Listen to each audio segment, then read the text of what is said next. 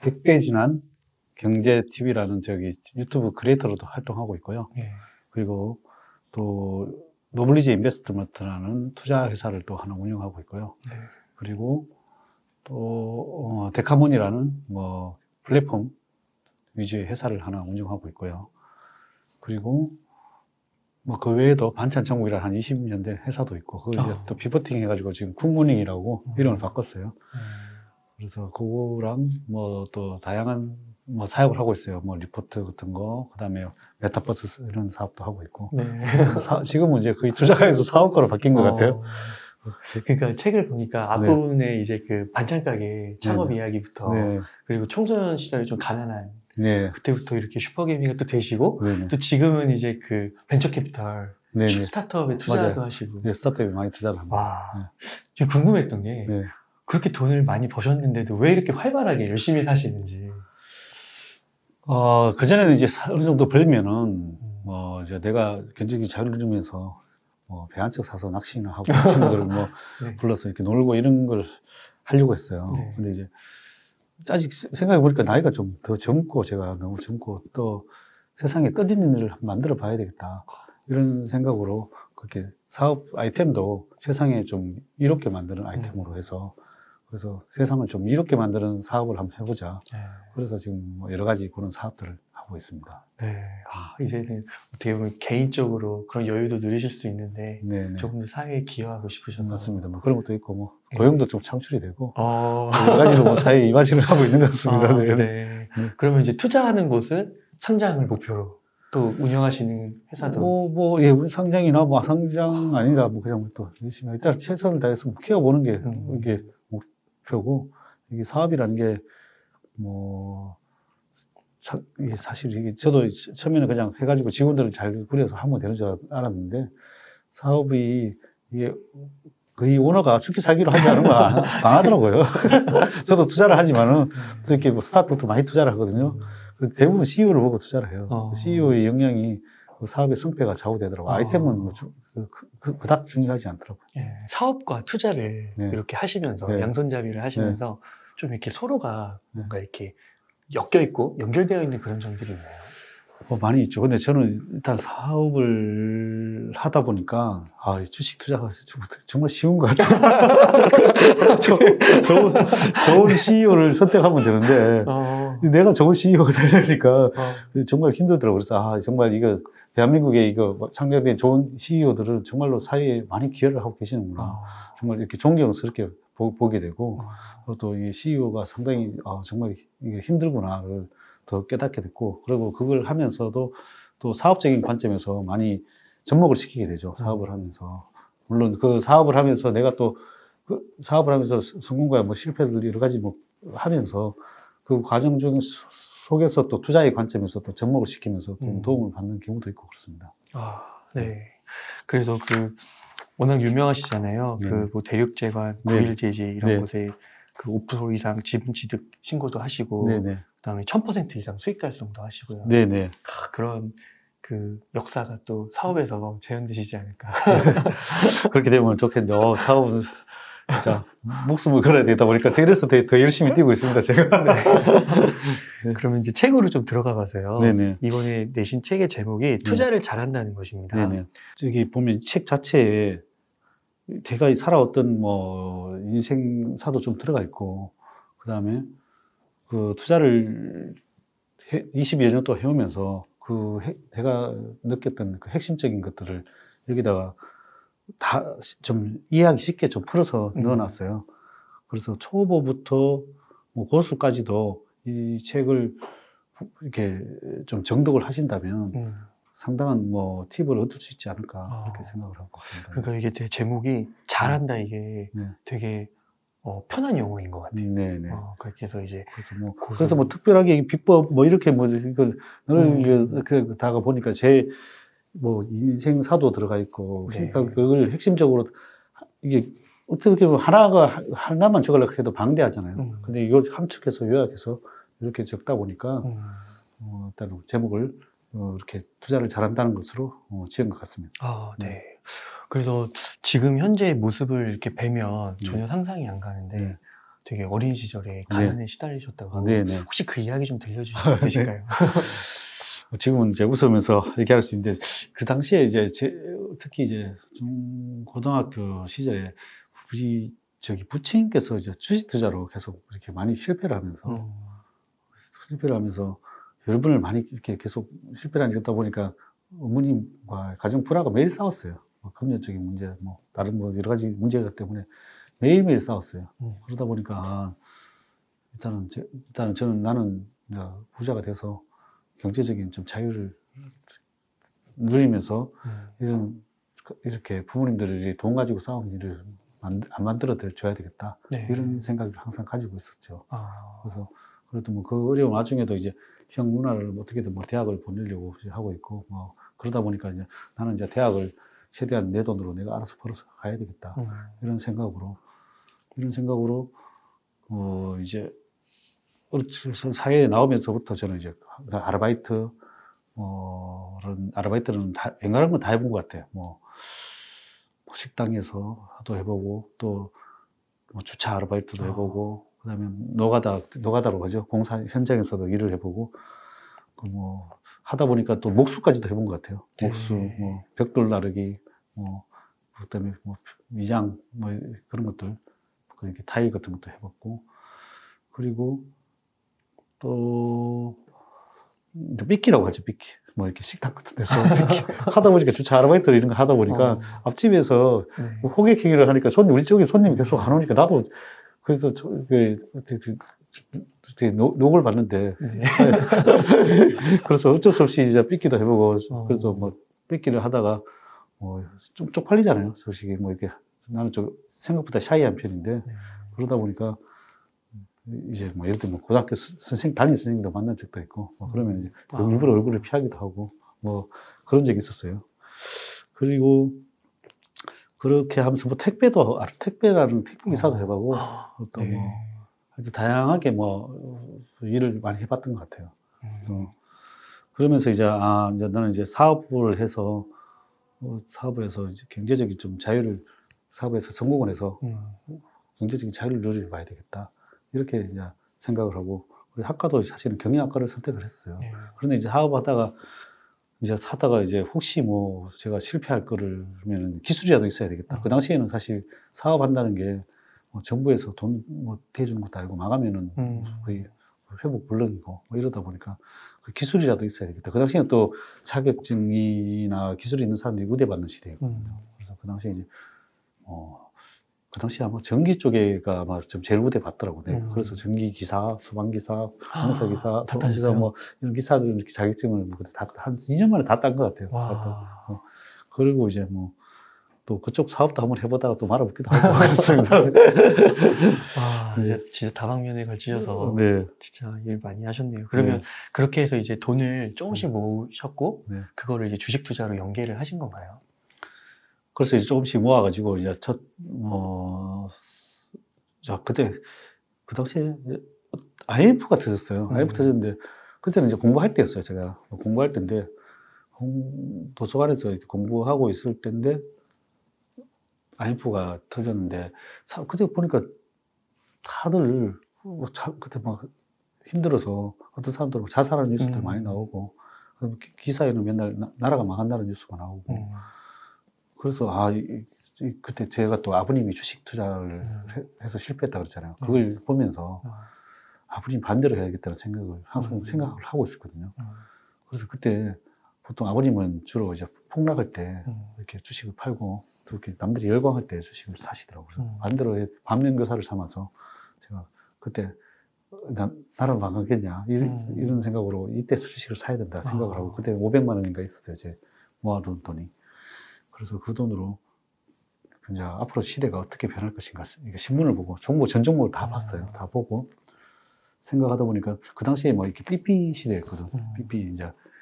근데 공중전에서 맨날 줄 서가지고 전화하는 시대다 보니까 앞으로 휴대폰 필수적으로 쓰게 될 거야 생각을 하고, 휴대폰 만드는 회사에 투자를 해야 되겠다 해가지고 IMF 때 찾아가서 객장에 가서 신문을 보다 딱 3종목이 나오더라고.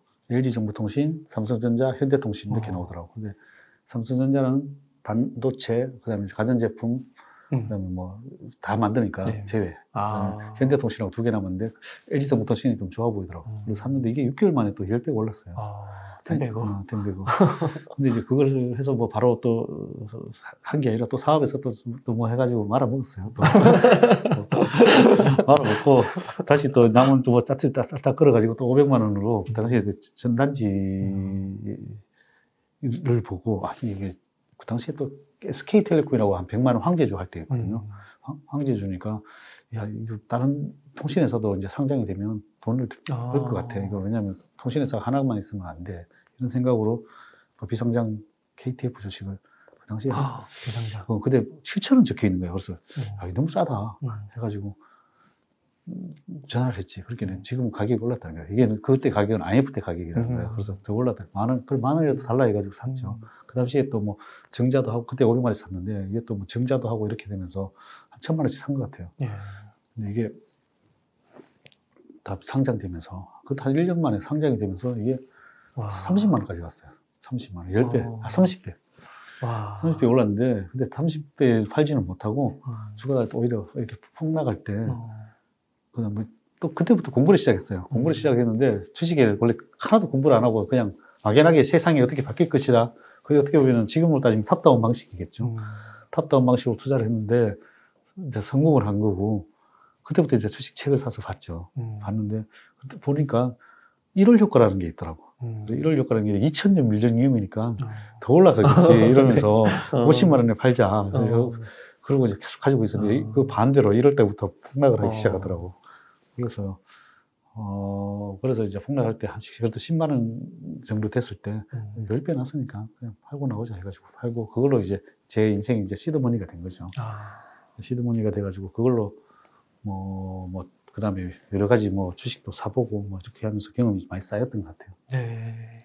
그렇게 해서 그 책에 보니까 좀 인상 깊었던 게 그 스스로를 저가주 사냥꾼이라고 부르셨다고. 네네네. 그러면서 그 저삼 곱함. 네. 이제 이런 필명도 쓰시고요. 이런 게 좀 이렇게 그런 경험들이 반영이 된 건가요? 그렇죠. 그 다음에 제가 아까 전에 말했다시피 이제 2000년도에 그 다음에 그때 IT 버블이었잖아요. 그때 뭐 새로운 기술, 뭐 핸디소프트, 뭐 다음 뭐 등등 하여튼 엄청나게 주식들이 막 이렇게 버블이 많이 일어났었어요. 버블이 일어났을 때 그때 저는 그때 그런 주식을 다 사봤어요. 근데 운 좋게 그래도 어떤 이렇게 뭐 폭락을 했는데 그 폭락을 또 경험을 했어요. 폭락을 막 경험하면서 이게 버블이 오면 이제 빠지는 거라고 그때 그 당시에 이제 중소형주를 산 게 그때 이제 뭐 이렇게 신문 기사를 보다가 중소형주를 그때 뭐 M&A가 된다고 해서 새로운 사업이 이제 바뀐다고 해서 그 회사를 샀는데 이 회사가 근데 회사를 전화해 보니까 별로 변화가 안 되는 거예요. 그래서 어느 정도만 먹고 팔았어요. 근데 이 회사가 엄청 많이 올라가는 거예요. 그걸 경험을 하고 그래서 이제 중소형주를 이제 싸게 사서 자산 가치가 있고 또 성장성이 있고 이런 그다음에 뭐 물론 이익 성장성도 있어야 되겠죠.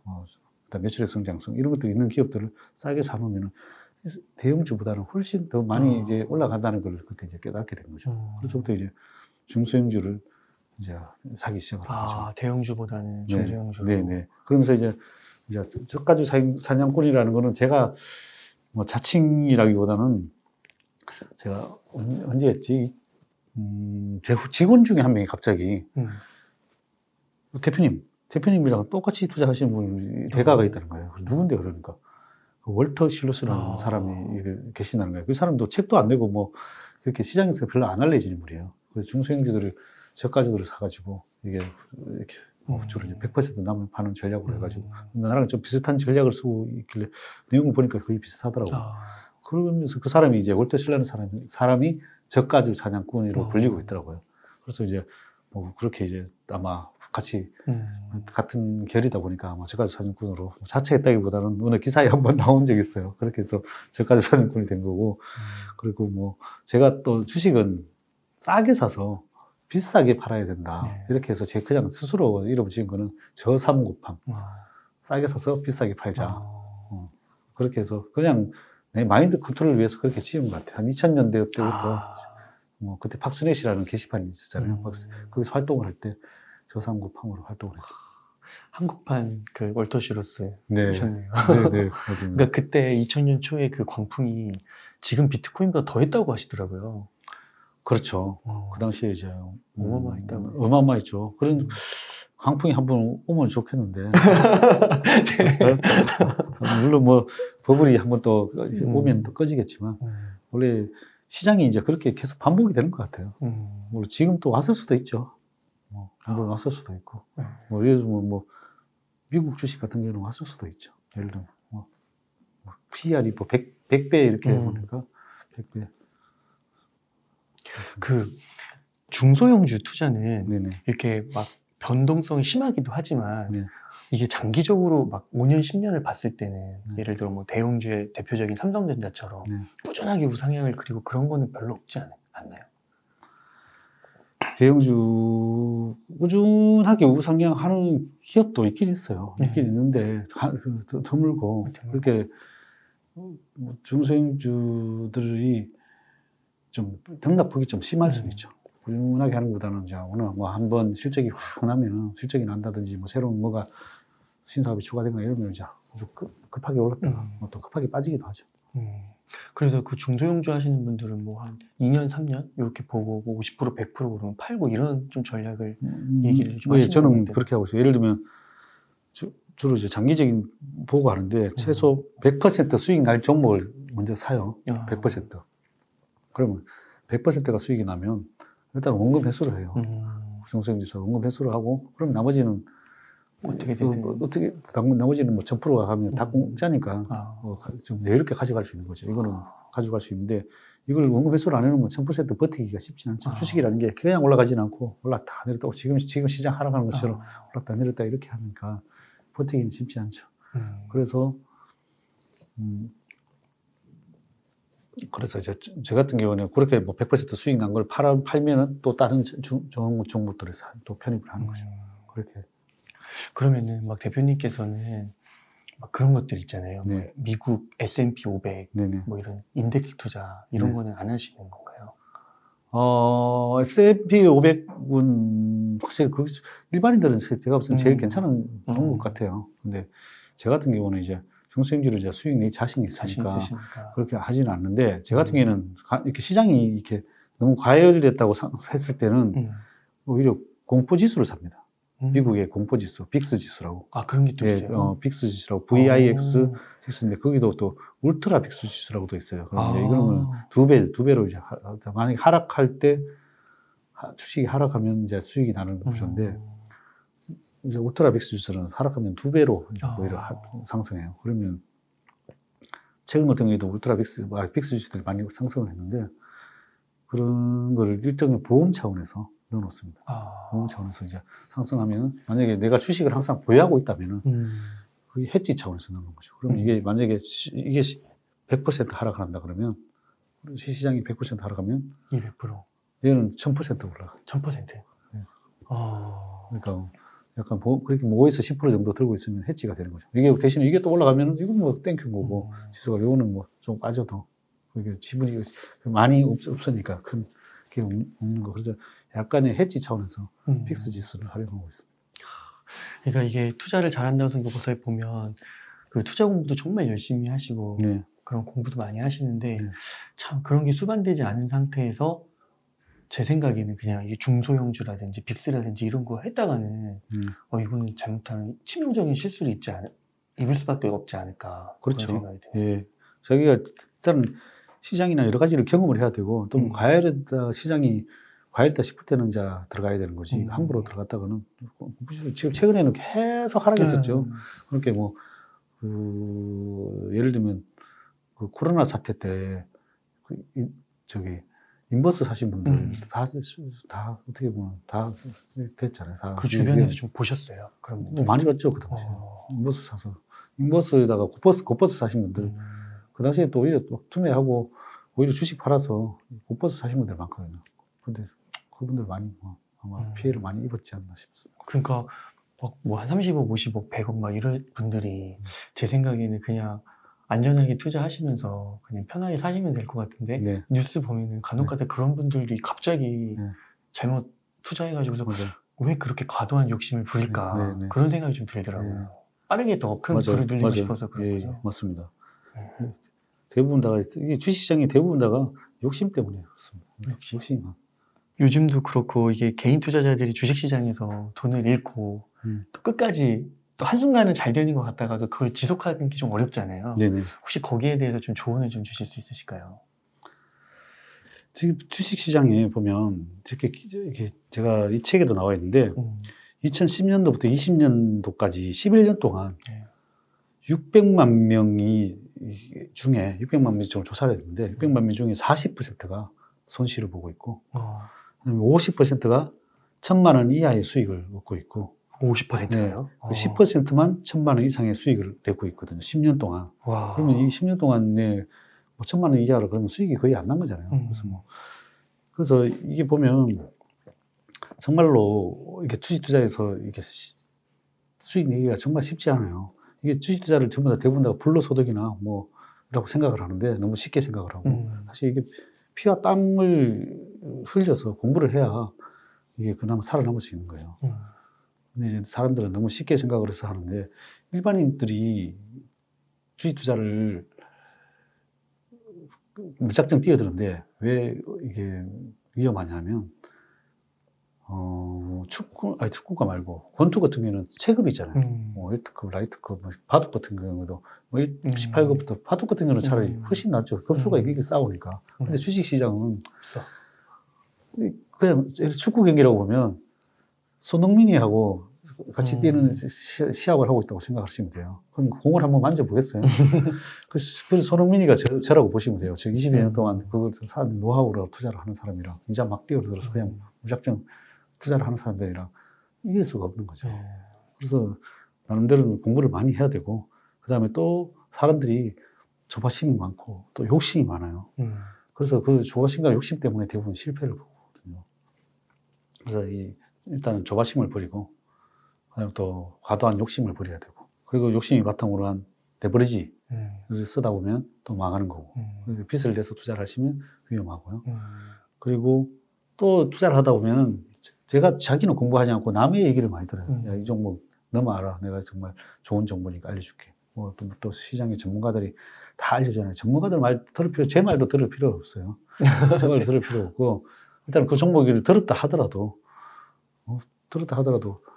자기가 열심히 공부를 해서 그 종목에 대해서 파악이 되고 확신이 갔을 때 투자를 해야 돼요. 그래서 나는 이제 불교 경전 중에서 좋아하는 문구가 있는데 잡보장경이라고 잡보장경이죠. 거기에서 보면 무엇을 들었다고 쉽게 행동하지 말고 그 이치가 명확한지 판단하여 그 이치가 명확할 때 과감하게 행동하는 말이거든요. 그러면 그래서 난 그 문구가 대로하면 정말로 이 주식 투자에 접목을 하면 상당히 도움 된다고 생각합니다.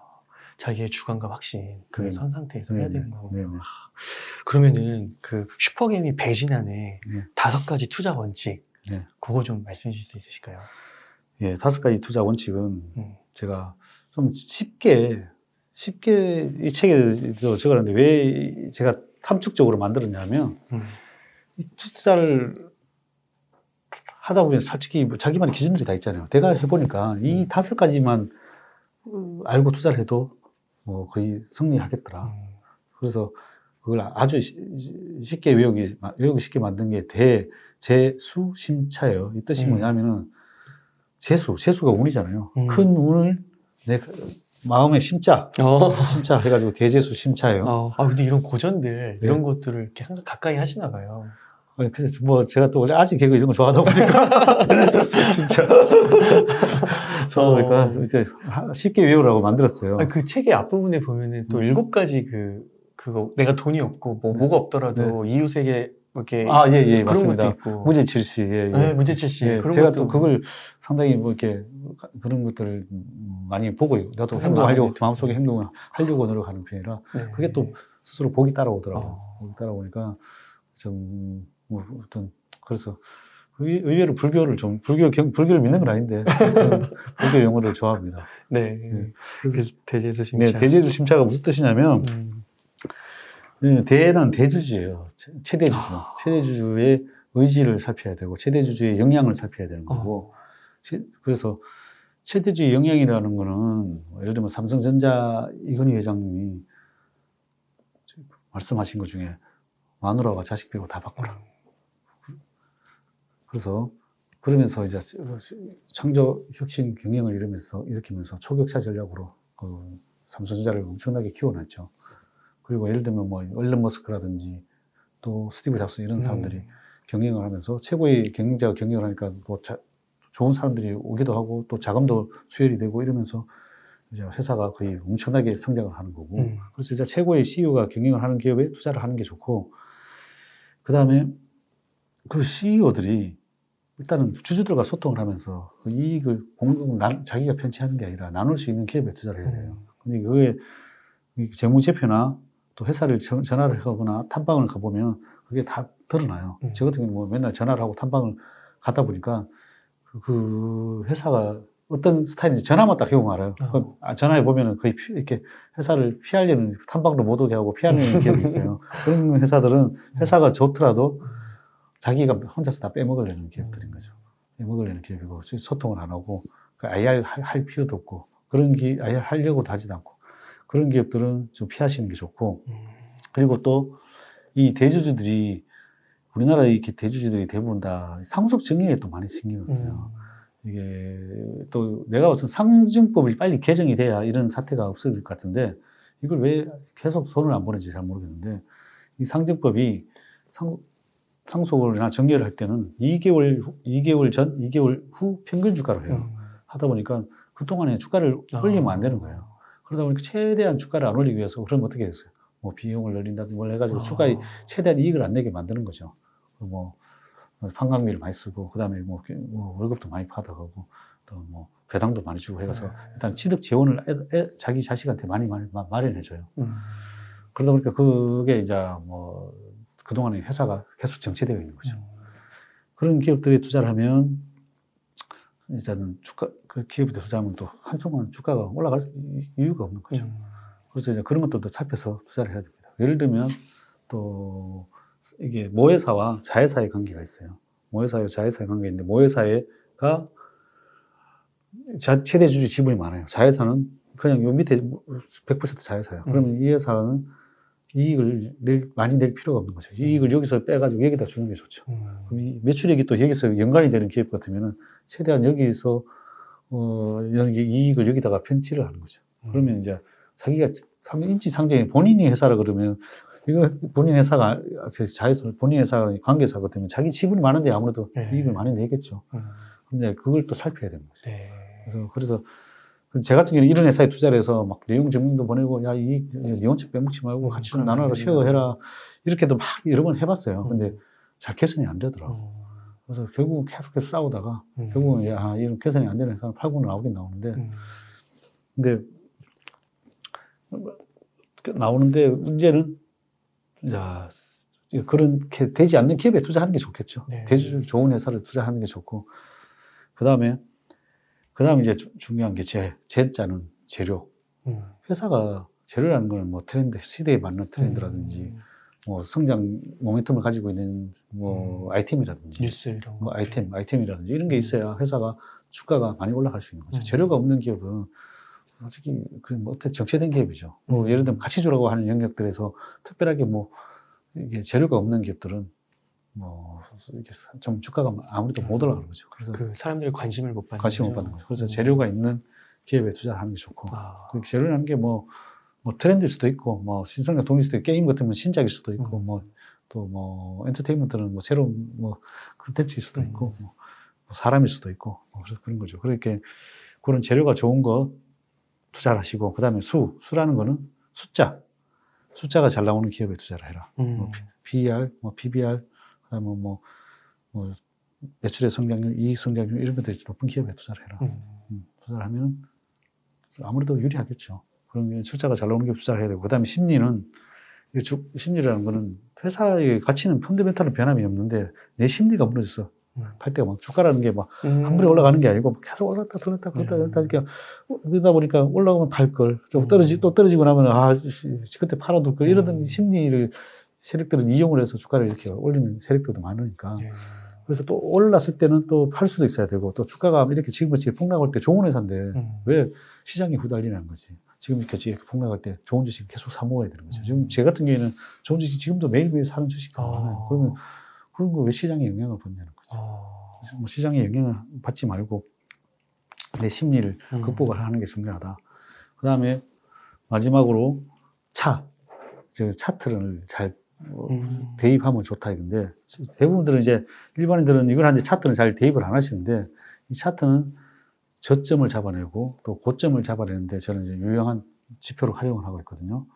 그래서 제 같은 경우에는 뭐 거래량 지표, 그다음에 이동평균선, 그다음에 캔들 차트, 그다음에 보조 지표 이렇게 요 네 가지 지수로 이제 활용을 해가지고 주로 이제 이게 저점이냐 아니냐를 파악을 하고 거기에서 물량을 좀 더 사기도 하고 네. 이렇게 하고 그다음에 이제 반대로 이제 고점일 때는 이게 고점의 신호들이 다 나타나거든요 차트에서. 네. 그러면 물량을 좀 축소를 하고 그렇게 해서 이제 제가 뭐 저상 고파함이 되기 위해서 좀 싸게 사고 비싸게 팔기 위해서 이 차트를 공부해 두시면 좋다. 그래서 핵심적인 차트를 여기다가 제가 가장 중요하게 보는 핵심적인 것만 이렇게 넣어놨어요. 네. 그러니까 이 5가지 항목에 비추어서 바이 하고 또 셀 요거를 판단하시는 거군요. 네네. 좀 물량을 더 싣기도 하고 뭐 조금씩 뭐 줄이기도 하고 늘리기도 하고 이렇게 합니다. 말씀 중에 지금 계속 사고 있다고 하셨잖아요. 네네. 그럼 지금은 좀 그 바닥이라고 해야 되나요? 좀 이렇게 낮아졌다고 봐야 되는 건가요? 이제 지수를 얘기하는 거죠? 네, 코스피 지수가 지수. 2,700 네. 간당간당한 것 같은데요. 네네. 일단은 뭐 지금 현재 지수는 수급이 좀 깨진 상황이고, 그리고 또 뭐 지금 미국이 금리 이제 뭐 인하하니 많이 이렇게 돼서 결국은 글로벌적인 상황도 안 좋고, 그리고 뭐 지금 뭐 LG 엔솔이라든지 지금 대역급 상장들이 한 10개나 남아 있거든요. 그래서 시중에 자금을 지금 많이 빨아들이고 있고, 그런데 수급은 고여 있고, 그러다 보니까 원래 이제 차트 이론으로 따지면 2,900 전후, 2,800 저번에 저점이 2,820인가 있었는데 그걸 일단 깼어요. 깨면서 또 와르르 무너지는 거죠. 근데 밑에 저항선이 지지선이 있나 없냐인데 제가 봤을 때 2,700선에서 약간 얇은 지지선이 있고 그래서 700선에서 반등을 줘서 다시 2,900을 빨리 안착하면은 좀 그나마 다행이고 그다음에 2,700에서 얇은 지지 라인 또 깨지면 이제 2,500 전후로 2,600까지 전후로 뭐 2,500까지도 그 전후로 두꺼운 지지 라인이 좀 있어요. 거기까지도 뭐 내려갈 수 있는 차트상으로는 그렇습니다. 그래서 뭐 어쨌든 여기 지금 당분간은 또 박스권에서 빨리 반등을 주거나 뭐 그런 돼야 되는데 지금 수급이 안 좋잖아요. 제일 중요한 게 지금 수급이 너무 꼬였어요. 내일 또 LG 엔솔 상장하면 또 그쪽으로 사람들이 또 와 몰려들까 봐 그게 또 걱정이긴 한데 그럼 또 시중 자금을 너무 많이 빨아들여가지고 그게 이제 또 그 시중을 방어할 수 있는 능력이 돼야 되는데 그게 좀 우려스러운 부분입니다. 그러면은 좀 이런 시기에 주식을 산다고 하면은 네네. 많이 빠진 걸 사야 되나요? 아니면은 좀 그래도 덜 빠지는 종목들이 있는 것 같긴 하더라고요. 네. 자기가 관심 가진 종목 중에 많이 빠진 게 유리한 것 같아요. 네. 가진 것 중에 회사 가치도 좋은데 보통 지금 중소형주들은 오히려 반토막 난 것들이 더 많아요. 그러면은 그런 것들은 이제 사모으는 거죠. 왜냐하면 주식은 이게 오르는 순서가 많이 빠진 게 낙폭과대가 제일 먼저 빨리 오르고요. 그다음에 그래서 뭐 그다음에 회사 가치가 있어야 되죠. 낙폭과대된 게 먼저 반등을 주고 그다음에 이제 가치 있고 성장성 있는 것들이 다음에 같이 따라서 반등을 주거든요. 그래서 오히려 이제 그렇게 반등을 주고 오히려 이상하게도 안 빠진 주식이 있어요. 원래 근데 하나도 안 빠지는 주식은 그게 다음에 올라가요. 빠지고 그거는 그만큼 회사가 내용이 좋다는 거예요. 섹터 자체가. 예를 들면 뭐 2차 그런 거는 이제 어떤 회사인가 하면 바운더리 쪽이죠. 시스템 반도체, 비메모리 쪽에 그런 쪽은 지금 업황이 워낙 좋으니까 실적이 좋으니까. 앞으로. 네. 그러니까 상반기까지는 계속 좋을 거고. 그러니까 대형주 쪽에 보더라도 네.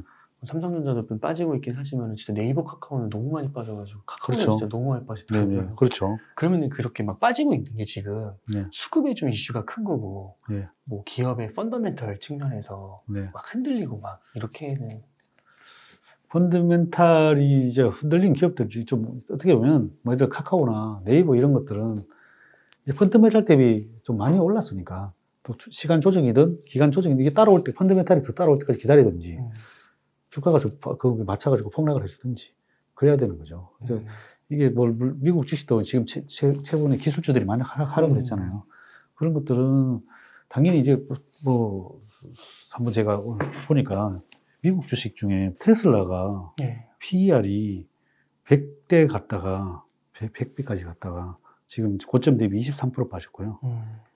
엔비디아가 PER이 45까지 갔다가 지금 31% 빠졌고요. 아마존이 56까지 갔다가 최근 23% 빠졌고요. 페이팔이 31%, PER이 31까지 갔는데 마이너스 48%. 그리고 구글이 23, 14, 마이너스 14%. 뭐 이렇게 구글은 그나마 PER이 괜찮은 거죠. 그래서 지금 이렇게 테슬라, 엔비디아, 아마존 이런 것들은 아무래도 PER 단위 너무 많이 올랐으니까 많이 빠진 거죠. 그래서 일단은 솔직히 뭐 PER이 100이라는 거는 진짜 사실 어마어마한 거잖아요. 100이라는 게. 100년이 있어야 이 회사에 내 원금을 찾을 수 있는 건데, 투자를 했을 때. 100년이 돼야 원금을 찾을 수 있는데 PER을 100에 투자를 한다는 거는 몰라. 물론 성장성이 이만큼 과하게 따라주냐.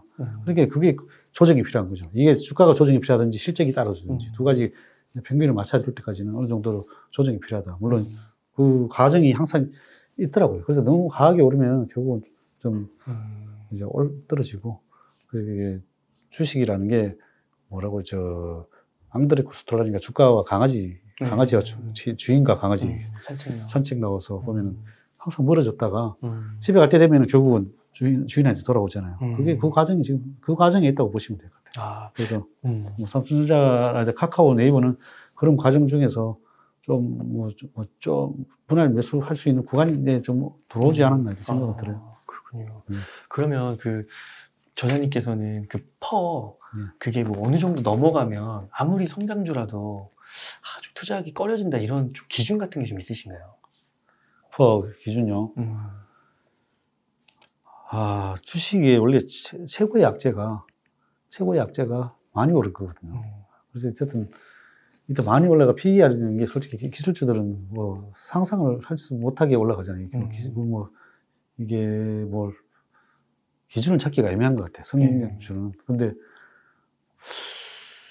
그래도 내가 살아있는 동안은 봐야 될 거 아니야. 그래서 원래 뭐 50 정도는 50년은 산다 그러면 50에서 내가 볼 수 있는 기업이면 그나마 가능하겠죠. 근데 100년 100년 살 자신이 없어. 100년, 그거는 100년 동안에 내가 뭐 그 회사에 수익을 내서 100년 동안 이익 낸다는 게 안 맞잖아요. 그래서 100은 좀 과한가. 그리고 50까지는 내가 용납해 줄 수 있겠다.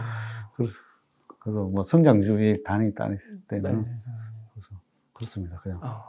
그러면 지금 이제 좀 언급해 주신 뭐 테슬라, 뭐 엔비디아, 한국에서 네이버, 카카오 이런 식의 지금 낙폭이 좀 크잖아요. 네네. 근데 그런 기업들이 이제 비싸서 이제 고퍼라서 조금 이제 조정을 받는 건데, 그 펀더멘털 쪽으로 봤을 때는 이제 기업의 그런 경쟁력 측면에서는 크게 나쁠 거는 없다. 그렇죠. 보시는 건가요? 그렇죠. 왜냐면은 뭐 특히 카카오 같은 경우에는 일단은 인프라를 많이 깔아뒀잖아요. 그래서 그 깔아둔 데서 그전에는 깔아둔 데서 이익을 그냥 뿌리기만 했는지 알았어요. 그 인프라를 깔기 위해서 돈을 엄청 썼는데 거기서 이제 걷어들이기만 되니까 그 이익 성장률이 계속 높아질 수밖에 없다고 생각을 해요. 그럼 이제 그 이익 성장이 높아지고 그 과정, 지금은 이제 정부 규제, 대주주, 지분 매각 문제, 여러 가지 이런 것들 때문에 지금 악재가 다 남발하는 상황이잖아요. 그래서 이 악재가 또 남발하니까 주가가 이렇게 폭락을 한 거고, 근데 이제 그 과정 중에서도 주가가 계속 안 떨어진다. 제가 봤을 때는 뭐 9만 원에서 8만 원, 뭐 맥시멈 7만 원짜리 때까지 다 살짝 볼 수는 있다고 생각을 해요. 차트상으로는. 차트상으로 볼 수는 있지만 그 구간이 벌써 맥시멈 그 구간까지도 갈 수 있다 생각을 하고 사모으면은 전략으로 가면 좋지 않을까 하는 개인적인 생각인데요. 왜냐하면 이렇게 어차피 계속 성장을 하는 거는 분명하니까. 그래서 이익 성장이 계속되고 있는 건 분명하니까. 그래서 또 물론 네이버도 마찬가지고요. 그래서 뭐 최대한 또 조정을 준다면은 이제 주인한테 가까이 다가오면 음. 그때 좀 매수를 하는 거죠. 그러니까 그런 많은 약재에도 불구하고 시간을 좀 두면 그렇죠. 악재에는 불구하고 또 안 떨어지고 이제 기간 조정이 좀 필요할 거예요. 음. 주는 동안에 이제 주가가 더 안 밀리고 이러면 그런 자리에서 좀 사는 것도 나쁘지 않다고. 그러면 대표님 그거는 어떻게 보세요? 그 카카오는 네이버랑 좀 다르게 자꾸 그 자회사들을 네. 밖으로 내보내서 상장시키잖아요. 네네. 그럼 그거는 기업 가치가 중장기적으로 봤을 때 안 네. 좋은 거 아니에요? 그렇죠. 안 좋죠. 그래서 이제 아마 카카오도 이제 지금 계속 이런 이슈가 터지니까 이제 그런 건 자제할 거예요. 예. 네이버는 이제 더 이제 안 할 거고, 자회사나 이런 거. 걔들은 항상 이렇게 예전에 한번 막 뺨때기를 많이 맞았다 보니까 지금은 이제 많이 그런 것들에 대한 조심을 많이 하고 있는 것 같고. 그래서 뭐 네이버는 아마 지금 이런 시장 이슈가 있기 때문에 아마 그런 일을 절대 내 생각은 안 할 것 같고. 카카오도 이제까지 했던 행동들을 이제 많이 축소를 하겠죠. 뭐 이미 벌려진 것들이야 어쩔 수 없겠죠. 어쩔 수 없고. 네. 그러면 그 대표님께서는 네이버랑 카카오 네. 이렇게 만약 둘 중에 네. 선택을 한다면 좀 어디에 더 점수를 주시겠어요? 삐까삐까한데요. 삐까삐까한데 그래도 조금 성장성인 면에서는 카카오가 조금 더 여력은 좀 더 있는 것 같고. 네. 그러나 또 이제 네이버는 또 대신에 해외에 많이 뻗쳐져 있잖아요. 뭐 라인이라든지 또 제페토라든지 이런 것들이 성장성이 더 가지고 있으니까 그때 국내가 아니라 해외에서 많이 뻗치고 있으니까 그런 면에서는 제가 봐서는 네이버에 조금 더 점수를 주고 싶습니다. 그러면 지금은 이런 현재 상황에서는 막 주식을 팔아가지고 현금을 보유하기보다는 오히려 조금씩 현금이 있다면 조금씩 분할 매수 관점으로 접근을 하는 네, 저는 그렇게 보고 있습니다. 네. 국민주 하면 또 삼성전자잖아요. 그렇죠. 삼성전자는 작년도 안 좋고 네. 올해도 계속 떨어지고 있고 어떻게 네네. 보세요? 제가 삼성전자가 2007년도 어떻게 보니까 그때 뭐 지금 현재 이렇게 액면분할 한 가격으로 보면 8,000원대에 있던 게 지금 뭐 9만 원대까지 한번 올라간 거잖아요. 2007년도 보면 거의 한 15년 만에 10배가 올랐어요. 10배가 오르고. 근데 주가라는 게 이게 계속 그래도 회사가 성장을 하고 있잖아요. 근데 사람들은 이걸 못 버티는 거죠. 이거 지금 보면 2008년도에 또 보면 12만 원, 2만 원 하던 게 2만 원에서 28년도부터 12년도까지 2만 원에서 한 3만 원대까지 올랐어요. 3만 원까지 올리고 그 다음에 2013년도, 16년도 동안 3, 4년 동안 횡보했어요. 횡보를 하고. 3년 동안요? 네, 3, 4년. 네. 와, 그랬구나. 횡보를 하고 그리고 2017년부터 다시 17년도에 한 5만 원까지 갔어요. 그래서 그 횡보하고 그게 또 따블이 간 거죠. 그리고 또 18년도부터 20년도까지 또 횡보를 했단 말이에요. 그리고 20년도에 9만 6천 원까지 갔단 말이에요. 21년 초반에 9만 6천 원까지 갔단 말이에요. 그래서 이게 1년에 한 번 이렇게 또 이렇게 급등하고, 그 다음에 또 횡보, 2, 3년 횡보하고, 또 이렇게 하고 이렇게 했단 말이에요. 물론 뭐, 그렇게 그런 식으로 이제 올라갈 때는 진짜 급하게 한번 올라가고, 또 몇 년 쉬고 이렇게 올라간단 말이에요. 그러니까 사람들이 너무 조급한 것 같아요, 사람들이.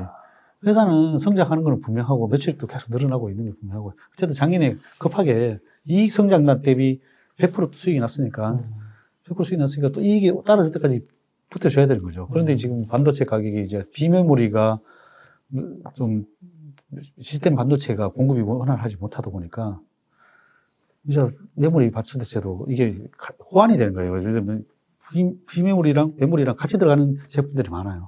근데 이게 공급이 안 따라주니까 메모리도 같이 들어갈 수가 없는 거죠. 그렇다 보니까 가격이 좀 많이 최근에 좀 다운되다 보니까 그러나 공급으로 조절해서 가격을 유지하고 있는 상황이고, 그걸 하다 보니까, 그런데 하반기에는 이제 비메모리 쪽이 정산하는 것들이 많다 보니까, 그러면 정산한 업체들이 이제 공급이 원활하게 되면 수요가 이제 다른 것들이 많이 쓰이겠죠. 그러면 이제 반도체 수요들이 더 늘어나다 보면 전자제품, 자동차, 모든 것들이 이제 많이 쓰이기 시작을 하고, 면서 이익은 더 많이 좋아질 것 같아요. 그러면 이제 그래서 이런 주식은 주가에 일희일비 하시면 안 되고 이렇게 지금 같은 이렇게 빠져 있는 상황에서 조금씩 분할 매수하는 게 없는 사람 입장에서는 하는 게 좋고, 또 월급 받는 사람들 이런 사람들은 계속해서 사 모으는 건 나쁘지 않을 것 같고, 그리고 기존에 고점에 사신 분들은 현금 쓰시면 그냥 버티셔야죠. 버티시면, 조금 전에 이렇게 해서 이 회사는 계속 성장하는 거는 분명하니까. 그리고 뭐, 그래서 저는 일단 너무 지금 주가 빠졌다고 상심하지 마시고, 차트상으로도 대입해보면, 이제 저번에 한 7만 원 살짝 깼다가 이제 다시 올라왔는데, 지금 뭐 7만 원대 이렇게 있지만은, 이렇게 뭐 외바닥이니까 항상 지금 쌍바닥 하면 오는 자리로 보고, 저쪽 매수하면 좋지 않을까 하고 있습니다. 네. 그렇군요. 네. 그 다음에 요즘에 좀 이슈인 LG 에너지 솔루션. 네네. 이것도 한번 네. 대표님의 의견이 좀 궁금합니다. 저도 LG 에너지솔루션 뭐 상장 들어가서 좀 청약을 받았는데요. 근데 이게 나는 정말 이게 안 좋은 것 같아. 청약을 받았지만 이게 너무 시중에 자금을 엄청 빨아들이잖아요. 네. 100조. 어쨌든 공모만 15조고. 그럼 또 이게 만약에 내일 이제 상장을 하면 또 이거 살려고 또 들어오는 자금만 해도 뭐 만만치 않을 것 같은데. 그러면 이제 따상 가면은 15조 물량 중에 일부러 반 풀려도 또 몇 조가 빨려 들어갈 거 아니에요. 뭐 반만 팔렸다 그래도 또 15조가 사야 되잖아. 내 같은 사람 사서 팔 거예요. 물론 이 사람들 팔 거를 대부분 사람들은 또 살려고, 못 산 사람들은 살려고 할 거 아니에요. 물론 또 이것도 사야 되는 또 이유가 있는 거고, 지수 관련 편입이 되고, 코스피 200 편입되고, 또 뭐 이러다 보니까 어쩔 수 없이 사야 되는 물량들이 많은 거죠. 그럼 다른 주식들 팔아서 또 사야 되고, 뭐 이런 것들이 수급에는 좀 별로 부정적인 거죠. 뭐 저는 하여튼 상이든 그냥 상이든 일단 그날 뭐 상황을 보고 대응을 하려고 하고 있고, 이게 뭐 사실 나는 따상이 170조 되더라고요. 따상 안 되면 150조 뭐 되는데, 이거 그만한 가치가 있을까? 저는 좀 의문스럽긴 하고, 지금 어떻게 보면 뭐 2차 전지 섹터들이 지금 다 하락하고 있는 상황인데, 얘만 또 도가청정 올라갈 수 있을까 하는 의문점은 있고, 그리고 또 저는 뭐 이 배터리 사업에 대해서 개인적으로, 물론 이제 앞으로 수요가 엄청 늘어날 것 같아요. 오늘 신문에 보면, 이제 배터리를 교체를 하겠다 그러더라. 어디인지. 어느 나라에서, 중국인가 보다. 중국에서 배터리를 이제 주유소처럼 교체를 하는 걸 하겠다는 거. 그러면 이제. 충전을 하는 게 아니고. 충전하는 게 이제 교체를, 그러면 이제 무슨 차에다 적용을 한다 했는데, 차가 이름이 뭐더라. 하여튼 실은 신차에서 적용을 하겠다고 했더라고. 그러면 이제 교체하려면 이제 교체할 배터리가 더 많이 있어야 될 거고, 또 그거 하려면 충전소 같은 그런 주유소 같은 이제 공간이 있어야 될 거고, 이런 이제 그런 이제 인프라가 구축이 또 우선이 돼야 되는 게 있는 거고, 그러다 보면 이제 수요는 더 늘어날 거는 같아요. 왜냐면 이제 교체한다고 하면 2배가 필요해요. 여기 하나가 들어가는 게 아니라 하나를 더 보유하고 있어야 되니까, 해야 되니까. 그런 이제 이점은 있는데, 그러나 이제 배터리라는 게 새로운 것들이 자꾸 나오고 경쟁이 치열한 거죠.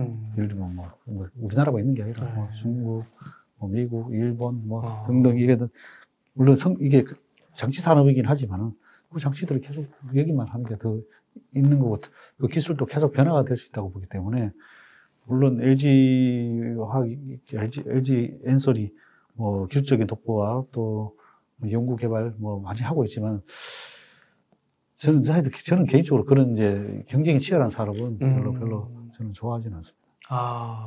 그 미래로 봤을 때 막 전기차, 배터리 그 산업적으로는 좋은데 이게 나만의 독점적인 기술을 가지고 완전 막 남들이 따라올 수 없는 기술을 가지지 않는 이상은 저는 뭐 이게, 근데 지금 세계적으로 뭐 계속 좋은 것들, 막 일본에도 나오고 뭐 계속 나오고 있잖아요. 뭐 중국, 뭐 미국. 그런데 이게 우리나라가 정말로 이게 독보적인 기술이냐, 거기에 대한 저는 개인적으로는, 물론 장치 산업의 장점은 있어요. 이거 하려면 어마어마한 자금이 투입돼야 되고, 여기에 대한 그거에 대한 걸 반영이 좀 됐다고 저는 개인적으로 보고 있는 거죠. 또 그 가운데서 경쟁자들이 많은 치킨 게임도 벌어지고. 그렇죠. 치킨 게임도 벌어지고, 가격, 특히 뭐 중국 애들은 뭐 특히 가격으로 치고 들어오잖아요. 그래서 그런 게, 저는 이제 저도 사업으로서 또 사업으로서 왜 제가 한참 사업을 하면서 제가 사업이 잘 되니까 네. 바로 온라인에서 대박이 터졌어요. 그러니까 한 3개월 만에 우후죽순으로 생기는 거예요. 이게 우후죽순으로 이게 만약에 잘 나가면 가만히 냅두지를 않는 거야. 그러면 우후죽순으로 생겨서, 그러면 그때 뭐 하냐면 다 가격으로 치고 들어가요. 날 잡기 위해서. 그러면 이제 이 사람들, 내가 알기로는 수백 개 업체가 죽어나왔어. 아, 12여 년 동안. 다 망했는 거죠. 우리는 이제 그나마 선점을 했으니까 가격이 좀 비싸게 파는데도 불구하고 이 사람들은 거의 할인을 엄청나게 하는 거야. 그냥 뭐 지살 깎아먹기, 나를 죽이려고. 이제 그런 기업들이 자꾸 생기는 거죠. 그래서 이렇게 독보적인 기술을 가지지 않는 기업은 저는 그러나 이거는 이 배터리 사업은 계속 업그레이드 될 수 있는 산업이다. 그 회사만 업그레이드 되는 게 아니라 다른 데서 충분히 나올 수 있다. 그 책에서 그 반찬 가게 스토리 그거 써주셨잖아요. 네, 지금 네, 이 말씀해 주신 네, 거. 네. 그러니까 그게 반찬 가게든 뭐 배터리든 이게 그 사업의 측면에서 본질은 똑같은 거죠. 맞습니다. 그 똑같이 본 거죠. 사업에서 얻은 아이디어인데, 그래서 내가 옛날에 신사임당이 그 채널에 내가 첫 방송 출연한 데가 신사임당인데, 그게 언제냐면은 2000년 3월 코로나 거의 최저점에서 나가서 방송을 했거든요. 네. 그때 마스크 가격이 품귀가 나가지고 한 개에 4,000원씩 있어요. 뭐 이렇게 사가지고 제가 4,000원에 사고 쓸 때였어. 근데 그 방송에서 나가서 내가 뭐라고 했냐면, 마스크 업체들 우후죽순으로 생길 거고, 이거 나중에 내 마스크 업체들 다 도산할 거다. 그런데 거기 딱 6개월 정도 후에 10월 달에 기사가 나왔어. 200여 개 이렇게 줄도산 얘기. 이게 현실이에요. 네. 그래서 그래서 산업을 투자를 할 때도 이게 지금 당장에 필요하긴 하지만 이 우후죽순으로 생기는 이런 산업들은 금방 따라올 수 있고 이런 산업들은 리스크하다. 그러니까 LG에너지솔루션 얘기를 듣다 보니까 네. 그 삼성 그 디램 쪽에서 그 메모리 반도체 쪽에서 치킨 게임 벌어질 때 엄청 많았었잖아요. 그렇죠. 근데 그 전쟁 끝나고 나서 네. 한 두세 개밖에 안 남았잖아요. 맞아요. SK 하이닉스랑 예, 예. 마이크로. 예. 그런데 그런 게 좀 연상이 되는 것 같은데요. 지금도 이제 그런 시대가 한번 겪어야 되는 거죠. 한번 겪어야 되는 거구나. 네, 겪어야 되는 거죠. 그래서 그거 겪어서 이겨내면은 이제 이겨내면 대박이 나는 거고. 그렇죠. 이제 아마 그래도 이제 선점을 시장 점유율이 많이 있으니까 그런 면에서 유리하게 보고 있는 거죠. LG엔솔이나 뭐 CATL이나 이런 데들이 아무래도 시장 점유율이 세니까 유리하게 보고 있는 거고. 결국은 나중에 이제 누가 성자 독식을 하겠죠. 성자 독식을 하겠죠. 그것도 이제 기술력이 물론 성자 독식을 하면 기술력도 계속 앞서 나갈 것이고. 왜냐면 계속 거기에 연구 개발에 투자를 하니까. 근데 이제 그게 누가 될지는 잘 모르겠어요. 그 중간에 내가 봐서는 한번 가격 경쟁이나 지금은 이제 가격 경쟁이 나는 개인적으로는 시작된다고 봐요. 그러면 아무래도 이익이나 마진 구조는 개선되기 어렵다고. 그럼 만약에 그 지금 이렇게 에너지 솔루션에 막 관심이 많아서 예를 들면 150조 돌파하고 시가총액이 막 그렇게 갔을 경우에 네. 그게 지금 수준에서 좀 너무 고평가라고 볼 수가 한동안은 좀. 네, 그렇죠. 원래 저기 LG 화학 있을 때는 시총이 80조였잖아요. 그러네. 물질분할 때 가지고 지금 150조 가버리면 이게 그러네. 그렇죠. 아니면 이게 진짜 앞뒤가 안 맞잖아요. 너무 참 그래서 그 물적 분할 이슈도 좀 어떻게 보세요? 정말 물적 분할 이거 사실은 제가 봐서는 정부 당국이나 그렇게 기업에서 이런 것들을 좀 안 했어야 되는 거죠. 하려면은 진짜 자기세에서 뭐 기관 투자가들 아예에서 투자를 받든지 이런 걸 물적 분할 해가지고 하는 건 자기들은 주주분의 변동 없으니까 상관없죠. 그러나 이렇게 하면서 자본시장에 자금도 확 빨아들이고 그리고 이렇게 공모하면서 뭐 또 새로운 이제 하는 건 제가 봐서는 안 좋은 행위다. 안 좋은 행위인데 이제는 이제 정부 당국에서 이런 것들을 좀 아마 이번에 반면교사를 삼아서 막아야 되겠죠. 네. 이거 막아야 되고 그리고 또 이제 기업들도 자제할 것 같아요. 자제할 것 같고 뭐 네이버나 이런 데서는 이제 아마 예를 들면 안 할 것 같고 그래서 자제를 해야 되고 정부 정책도 좀 특히 왜냐하면 이렇게 시장이 안 좋을 때 이런 것들을 대학교들 상장을 자꾸 시켜주면 결국은 자금을 다 빨아먹는 거거든요. 그러면 이제 어떻게 보면 민심이 돌아서는 거죠. 그렇구나. 그러니까 그런 것들을 특히 보면 특히 시장이 좋을 때 대부분 또 상장을 많이 시켜주는데 그 시장을 위해서는 안 좋은 것 같아요. 그렇구나. 그런 또 문제가 있구나. 그래서 물론 그 돈으로 투자를 해서 더 잘 되면 다행인데 저도 좀 그런 면에서 안타깝습니다. 제 같아 만약에 했으면은 허가를 안 해주고 물적 분할부터 다 막았을 것 같아요. 이것도 어떻게 보면 대주주들의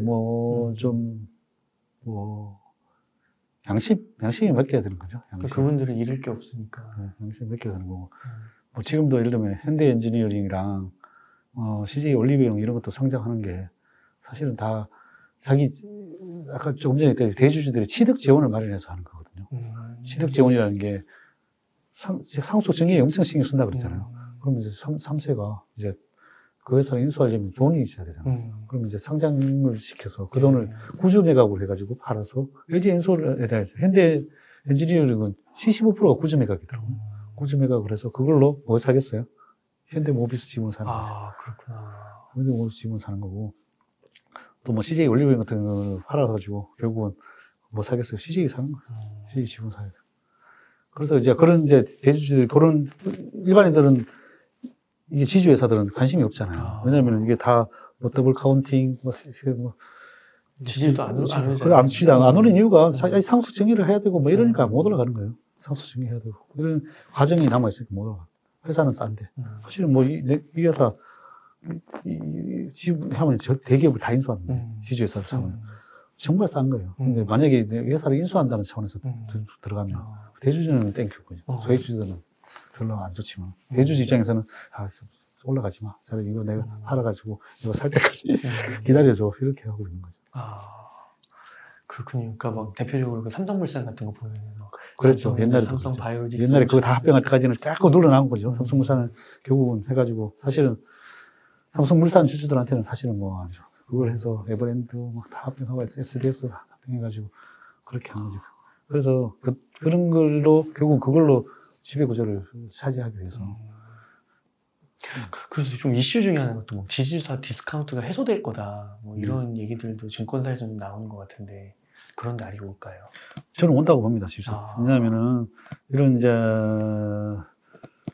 강한 ESG를 위해서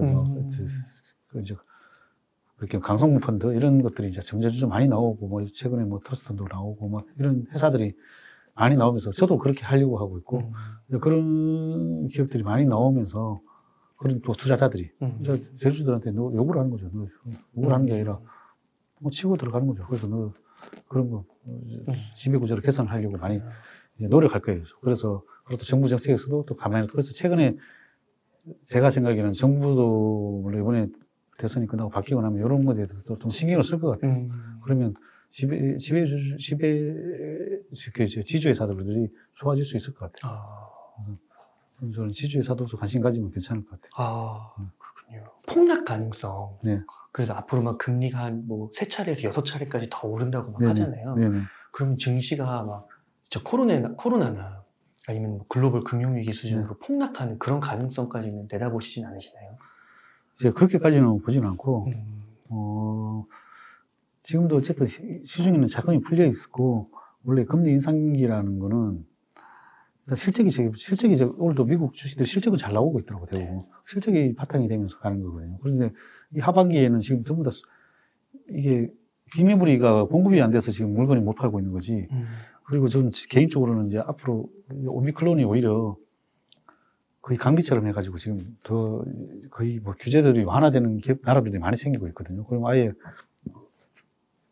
이제 검사도 안 하고 또 뭐 격리 기간도 해제하는 나라들이 점점 늘어나고 있으니까 제 같은 경우는 그 리오프닝이 된다고 보여지거든요. 네. 그러면 그 리오프닝이 되면 또 수요들이 소비가 많이 더 쓰니까 소비가 더 많이 생길 거 아니에요. 그러면 이제 뭐 특히 소비재들이 많이 쓰이는 거죠. 뭐 자동차, 가전제품, 뭐 등등 이런 것도 여행 뭐 이런 것도 당기면서 그럼 이제 고용이 창출이 되고 더 많이 쓰이게 되는 거죠. 그걸 내다본다면은 이제 하반기 지금은 이제 수급이 꼬인 거고 금리 인상이 이제 시작한다니까 그런 거 물가가 계속 올라가고 있잖아요. 물가가 계속 올라가면 그만큼 수요가 많다는 거거든요. 그래서 내가 생각하기에는 이제 하반기에는 좀 좋아질 수 있다 생각을 하고 뭐 지수를 예측하는 거는 사실 뭐 신의 영역이긴 한데 그냥 뭐 제 개인적인 생각은 그렇습니다. 그러니까 폭락 가능성은 적다, 좀 상대적으로. 네, 그 정도로. 그래서 뭐, 그래서 맥시멈 한 2,500이지 않을까, 그냥 개인적인 생각입니다. 2,500도 상당하네요. 맥시멈, 그리고 뭐, 상단은 뭐, 올해 한 이익이, 우리나라 코스피 이익이 한 170조 정도를, 180조를 예상을 하더라고요. 그럼 170조, 180조면은 작년보다 한 10% 성장하는 거거든요.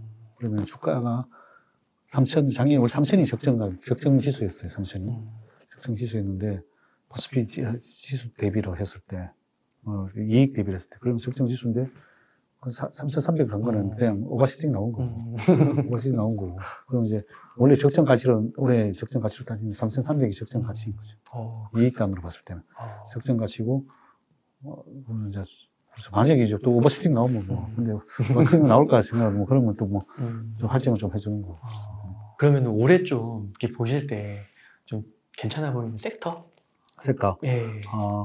제가 좋게 보는 거는 아까 조금 전에 했던 리오프닝 네. 되는 관련 업종들, 뭐 여행, 카지노, 뭐 면세점 관련, 그다음에 등등 뭐 그런 업종들 좋아 보이고, 그다음에 두 번째로 저는 원전 쪽 좋게 보고 있어요. 지금 전혀 뭐 다들 생각을 안 하고 계시는데 앞으로 지금 최근에 이렇게 미국도 기사를 보니까 미국도 원전을 계속 늘리고 있더라고요. 늘리고 있고 20%를 늘린다. 그리고 우리나라도 원전을 안 할 수가 없거든요. 왜냐하면 이제 전기차가 계속 들어간다고 생각해 보세요. 지금 전기가 엄청 부족한 거예요. 전기차가 다 깔린다고 생각해 보세요. 이 신재생에너지 이 땅덩어리 좀 돼서 커버가 안 돼요. 그리고 될 수가 없어요. 신재생에너지를 할 수가 없는 상황이다 보니까 태양열 이런 거는 한계가 있는 한계가 있는 거죠. 절대로 불가능하더라고요. 원전을 그래서 이제 SMR이나 소형 SMR로 해가지고 많이 지역 결정을 많이 생길 것 같아요. 그렇구나. 그래서 원전을 그리고 또 이제 물론 뭐 정권이 바뀔 수도 있고 안 바뀔 수도 있지만 바뀔 수도 있지만 둘 다 이건 안 할 수밖에 없다. 그러니까 바뀌면은 더 유리한 포지션에서 올라가고 안 바뀌더라도 안 할 수는 없다. 그렇게 보고 있습니다. 야, 원전은 진짜 역발상 같은데요. 네. 그래서 작년에 한번 SM을 해가지고 많이 올랐다가 그게 다 다시 원에 폭락해가지고 있거든요. 그래서 싸게 사시면 괜찮지 않을까 생각을 하고 있어요. 그렇구나. 네. 네. 그러면 리오프닝 주와 원전 이렇게 정도. 네네.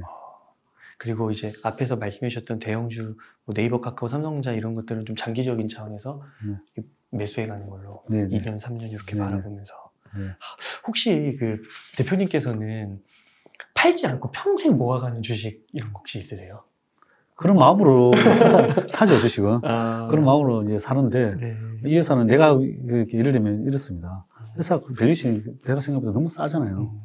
지금도 이제 그런 주식 계속 사고 있는데, 이 회사 제발 얘한테 팔아줬으면 좋겠다. 팔아줬으면 좋겠다. 그냥 그런 마음으로 사는 거죠. 사는데, 근데 이 회사 밸류에이션이 갑자기 이렇게 너무 많이 올라가. 그러면 평생 모을 수가 없잖아요. 그러면 이제, 그럴 때 너무 많이 올라가 버리면 내가 생각하는 밸류에이션보다 올라버리면 팔아야죠.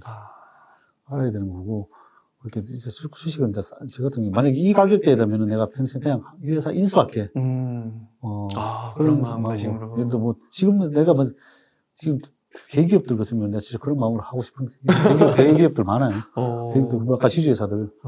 그런 마음으로 하면서 이제 예를 들어 하는 거죠.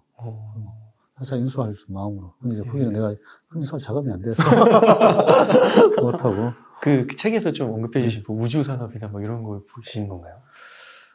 저 책에서 원래는 이제 원래 여기서 나온 거는 내가 책을 쓰기는 원래 중순에 다 썼거든요. 근데 수정하고 매를 나중에 원래 메타버스, 로봇. 이제 저는 이제 시대를 어떻게 보냐면 앞으로 가장 내 주변에서 보일 수 있는 게 뭘까? 이런 것들을 본단 말이에요. 그러면 최근에 이제 가장 그래도 많이 올랐던 게 지금 2차 전지 쪽은 작년에 많이 올랐잖아. 전기차로 가는 건 이제 벌써 된 거고 벌써 뭐 텐베그가 나왔잖아요. 나왔죠. 그거는 이미 이렇게 나왔다 이렇게 보는 거군요. 네. 그다음 또 봐야 되는 거. 그러면 그럼 그거 되고 나면 자율주행이죠. 지금도 오늘도 미국 신문에 보면 뭐 자율주행 택시에다가 투자를 하는 거예요. 그래서 무인 택시. 그래서 그러면 이제 이게 자율주행이 이제 되는 거는 그래도 기정사실이잖아요. 차를 진짜 기사가 없이 그냥 운전하는 건 이제 모두가 원하는 거고 시대의 트렌드 바뀌었으면 그러면 이제 2차 전지, 자율주행 이제 지나고 나면 우리 지금도 일상생활에서 조금씩 로봇들이 좀 보고 있잖아요. 음식점에서 그다음에 이제 배달도 이제 음식 로봇들이 할 거고 이제 이런 시대가 이제 점차적으로 타고 이제 로봇이 될 거고. 일단 이게 이제 또 이게 또 되고 나면 자율주행 끝나고 그러면, 이제 하늘을, 이거 차 막히고 안 되겠어. 하늘을 날아야 되겠어. 뭐, 그건 좀, 내가 봐서는 뭐, 기간이 한 10년은 걸리겠죠. 이제 중간중간에 테마는 이렇게 오겠죠. 네. 이런 것들은 계속 쓰일 수밖에 없는 거고, 계속해서 나올 수밖에 없는 산업이다. 그러나, 타이밍이 중요한 거니까, 조금 이제, 쌀 때, 편입해놓으면 뭐 10년을 보고 투자를 한다고 생각하면은 뭐, 야. 이제 우주항공이나 로봇도 된다고 생각을 해요. 10년을 보고. 그래서 눈앞에서 또 볼 수 있는 거는, 이제는 이제, 5G니까, 5G 지나서 6G, 이제 인공위성을 띄워서 하게 된다면은, 그런 6G 관련, 위성 관련 산업들도 될 수 있다고 보여지고, 그 다음에 또 보면, 최근에 이제 기사에 보면, 미국에서 이종장기, 대지에서 유전자 가위를 해가지고 사람을 키워서, DNA 차원에서 이식해서 성공했다고 그러더라고요. 맞아요. 그러면 이제 장기도, 이제는 바이오주들은 신약 바이오들은 많이 한 번씩 올랐잖아요. 이런 이종장기라든지 줄기세포라든지 이런 것도 해가지고, 이제 사람들이 이제 연구는 안 되겠지만, 장기 다 갈 수 있으면 어떻게 보면 150살 살 수 있는 거죠. 네. 그런 이제 시대도 또 성공을 했다니까, 이제 하나가 푸시가 짚혀진 거죠. 그런 데 투자하는 것도 나쁘지 않다고 생각합니다. 국내에도 그런 기업들이 한두 개 있는 걸 알고 있고, 그래도 그렇습니다. 그 미래 산업들이 일상에서 조금씩 나타나는 네. 가시권한이 될 때 네. 그거보다 조금 전에 이렇게 투자를 네. 해가는 거. 네. 아까 말씀해 주실 때 배터리 쪽에서는 이제 텐베거가 나왔다고 하셨잖아요. 네. 근데 거기서 또 텐베거가 나올 가능성은 별로 없는 그건 있겠죠. 아. 있겠죠. 당연히 있겠죠. 뭐 새로운 또 새로운 소재들이 또 나오고 이러니까 생산하고. 그래서 물론 저는 이제 거기서 최근에 또 많이 올랐잖아요. 많이 올랐으니까 그게 또 실적이 나오고 돈만 돼서 그렇게 완전히 선점을 해가지고 이게 진짜로 완전 1등 제품으로 완전히 시장을 선점한다면 그 제품만 계속 쓰이다 보면 이제 이익이 많이 나고 그런 기업들은 뭐 또 반영이 됐겠죠. 예를 들면 에코 프로게임 이런 것들은 주가가 많이 반영이 됐죠. 그러니까 10배 오르고 막 바로 오르는 게 아니라 한 번 또 다진 다음에 좀 정리가 되면 그렇죠. 또 10배 갈 수 있는 거고. 그다음에 이제 실적이 따라줘야 되는 실적이 거죠. 따라주고 이러면. 네. 그래서 그냥 재료로 가는 거는 충분히 지금 밸류에이션이 너무 아까 주인하고 그 강아지가 버려졌다. 그 대표님께서는 항상 이렇게 투자를 하실 때 현금은 이렇게 항상 좀 어느 정도 항상 보유를 하시나요? 이제 평균 한 20%는 보유하고 있어요. 보유하시는 거고. 네. 그러면 이제 그렇게 하락장에 이렇게 조금씩 쓰시는 거예요? 그렇죠. 좀 쓰고. 그럼 이제 만약에 많이 하락했다 하면 이제 한 10% 정도는 이제 냅두고 쓰다가 그 이제 완전히 클라이막스다 이러면 이제 그것까지도 투입하는 거죠. 거의 10%는 거의 안 쓴다고 봐야겠네요. 네, 거의 안 쓴다고 봐요. 와, 그렇구나. 그러니까 지금 저희 영상들 이렇게 댓글에 보면은 네. 이제 슈퍼개미 분들이 한 분씩 나와서 사라고는 하시는데 돈이 없다고. 맞아요.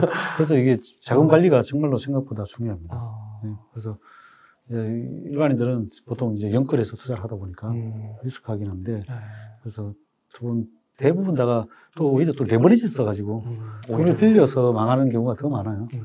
망하는 사람들이 보통 부류가 대부분 돈 빌려서 망하거나, 아니면 악마의 속삭임 들어서 망하거나, 욕심이 많아서.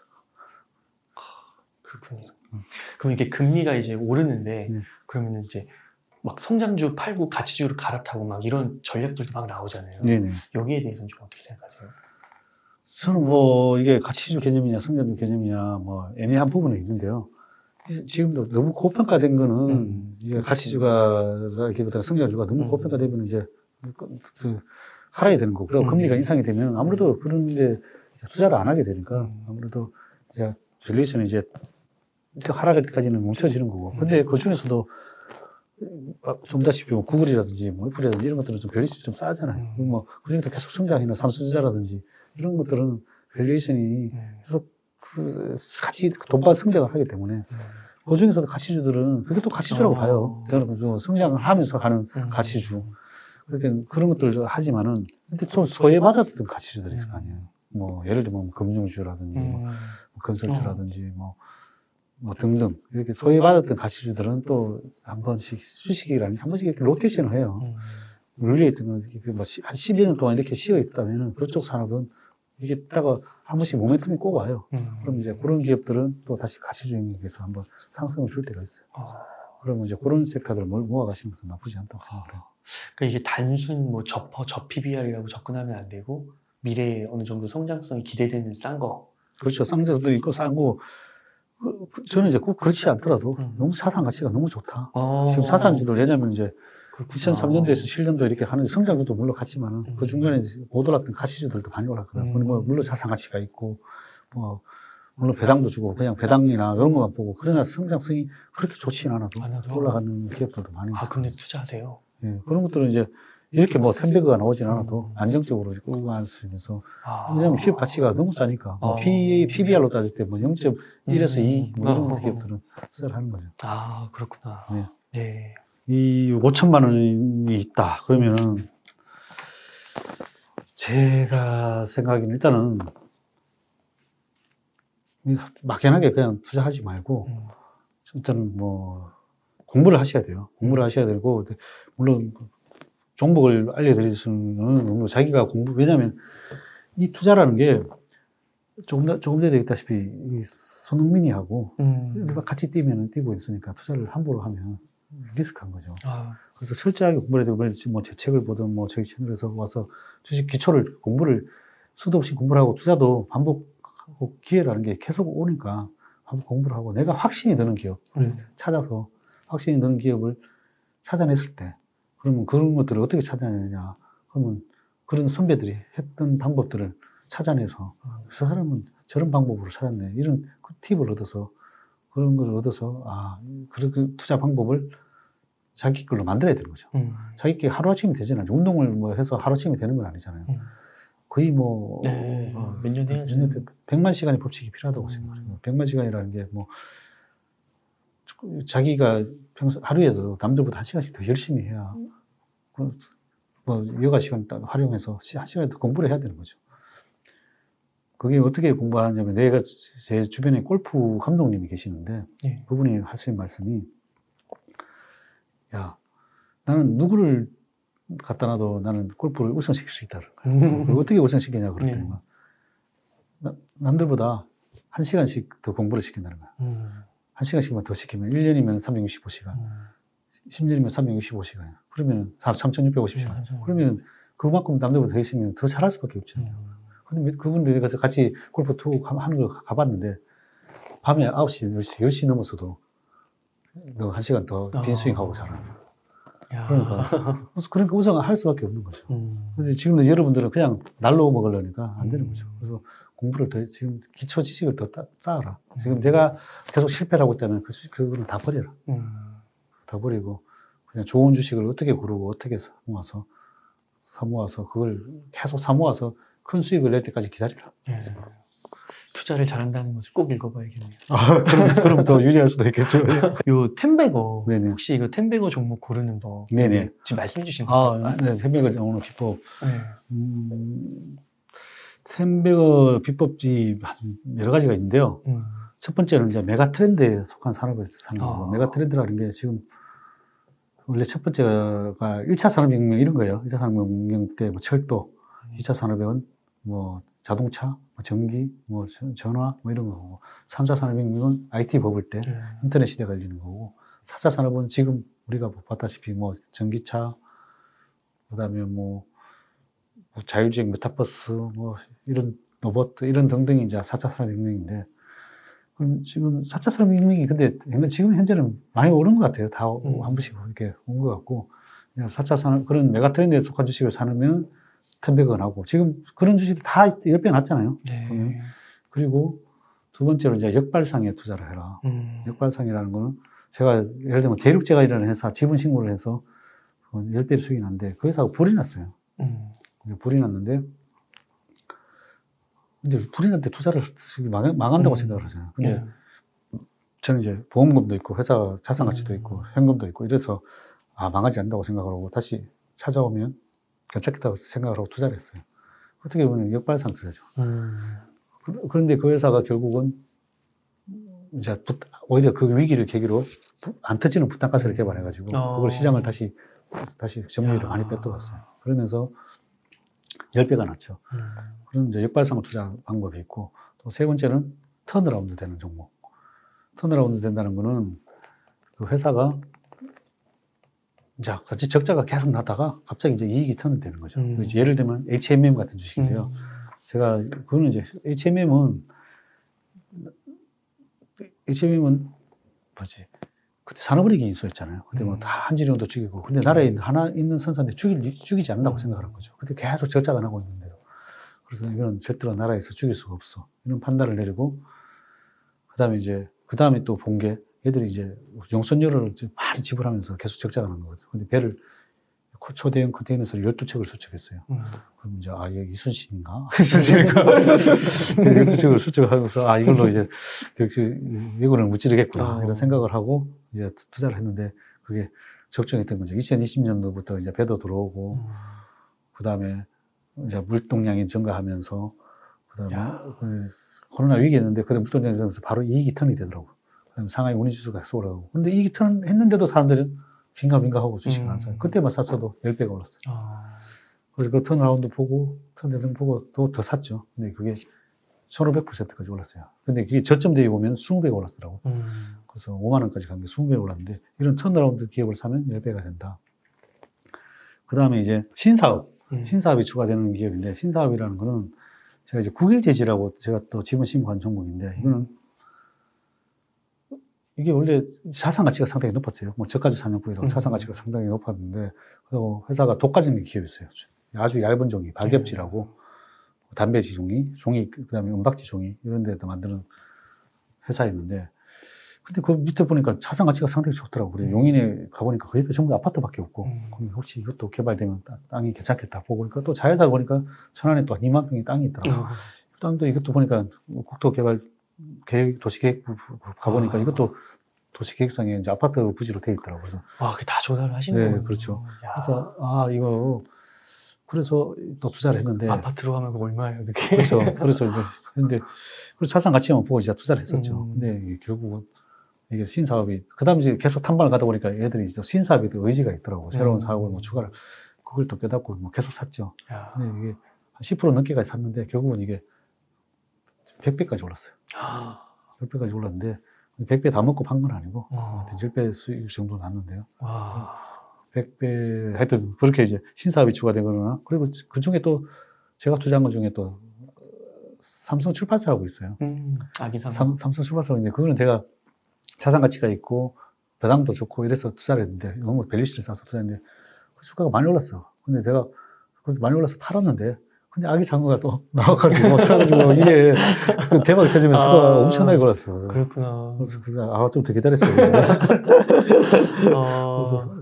그래서 새로운 컨텐츠가 추가되거나, 또 뭐 게임 회사들 같은 경우에는 예를 들면 저희 컴퓨터 같은 거 원래 신작이 나왔는데 서문을 줘가지고 우선 국내에서는 실패했어요. 근데 일본에 주시했는데 그게 대박 터지고, 그러면서 매출액이 뭐 1000억대 이상이, 이익이 1년에 1000억대씩 나면서 거의 뭐 조단위사로 올라가 버린 거고, 그 다음에 이제 또 고르는 방법은 이제 최고의 CEO가 경영하는 기업. 뭐 아까 앨런 머스크, 삼성전자 이건희 회장님, 그 다음에 뭐 스티브 잡슨, 이런 최고의 CEO가 경영하는 기업에 투자를 하면 되고, 그 다음에 또 하나의 방법은 대위기를 노려라. 제가 제일 잘하는 거. IMF 때 투자하고, 리먼 사태 때, 그 다음에 코로나 때, 이런 위기 때 투자를 해야, 그때 지금도 참 조사를 해보면 코로나 때 이렇게 100%는 다 올랐어요. 코로나 때 투자를 했으면. 근데 뭐 첫 번째 때 나오면 종목도 꽤 나왔어요. 그리고 위기 때 사야, 영웅은 난세에 나온다고, 위기 때 사야 돈을 버는 거예요. 주식을 지금 사서 1,100원 먹기는 쉽지 않아요. 그러나, 그런 위기 때 사면 1,100원의 종목들을 많이 먹을 수 있어요. 대위기를 노리라고. 그 다음에는 인내하고 기다려야 해요. 그까지. 그런 좋은 종목을 첫 번째 날 때까지, 이걸 솔직히 그냥 안 올라간단 말이에요. 파동들이 막 올랐다 내렸다. 대부분 사람들은 이걸 못 견디라는 거죠. 지금 올라오면 떨어지면 팔 걸, 떨어지면 팔 걸. 이런 과정이 수도 없이 거치는 거죠. 그래서 회사와 같이 성장을 해나간다고 생각하고, 성장하는 기업들은 함부로 팔면 안 되는 거죠.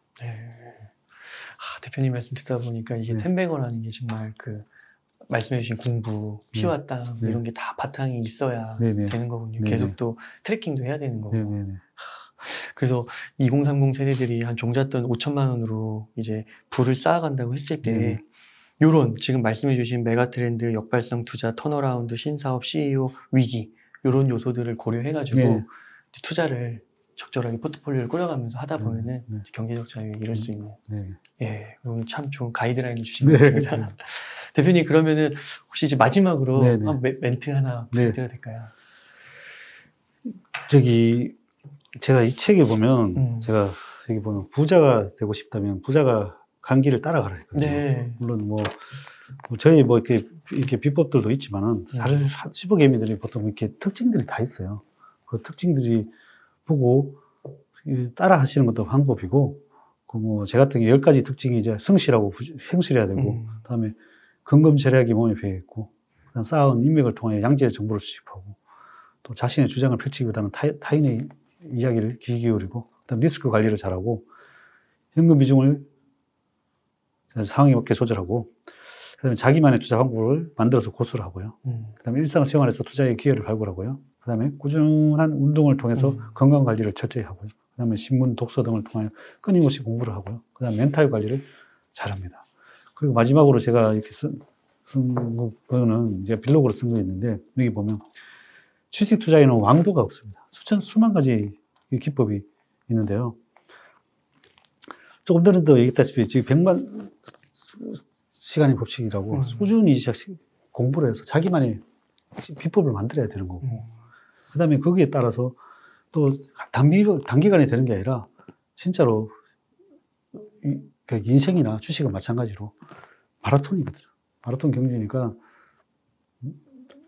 이게 좋은 주식을 고르는 능력과 그걸 사서 기다리는 능력이 중요해요. 그래서 주식은 좋은 주식 사서 인내하고 기다리는 능력이 중요하다. 그래서 제가 이 책에도 일부러 이게, 물론 저는 항상 생각하고 있던 말이라 네. 제가 사인해 놓은 건데, 기다리지 못하는 자의 부가 기다리는 자에게 이전된다. 이게 특히 뭐 워렌 버핏도 한 얘기이긴 한데, 저도 항상 이 마음을 가지고 있다 보니까 워렌 버핏이랑 중복이 돼서 이렇게 쓰긴 썼는데요. 그래서 항상 이게 주식은 대부분 다가 조바심, 지금도 이렇게 조바심이 많이 나오고 또 공포와 욕심이 있다 보니까 실패하는 거예요. 그래서 좋은 주식을 사는 능력을 키우고 그걸 많이 기다려서 크게 수익을 내는 걸 권해드리고, 그래서 트레이드를 하려면은 정말로 이게 엄청난 노력과 에너지가 필요하거든요. 그래서 장기 투자를 할 수 있는 능력을 키우시는 게 저는 오히려 건강에도 이롭고, 저는 투자에도 더 쉽다고 생각을 합니다. 네. 대표님께서 이 투자를 잘한다는 것이라는 좋은 책을 써주셨으니까 지금 이 방송을 통해서 이제 어느 정도 개론을 접한 거고, 자세한 내용은 또 책을 통해서 쌓아가시고 채워가시면은 정말 투자에 큰 도움이 되지 않을까 싶습니다. 그러면 대표님 이 정도에서 마무리하도록 하겠습니다. 고생했습니다. 예, 감사합니다. 이렇게 해서 투자를 잘한다는 것을 쓰신 배진환 저자님을 모시고 이야기를 나눠봤습니다. 긴 시간 동안 유익한 인사이트 많이 나눠주셔서 감사의 말씀드립니다. 오늘 고생 많으셨습니다. 고생하셨습니다. 감사합니다.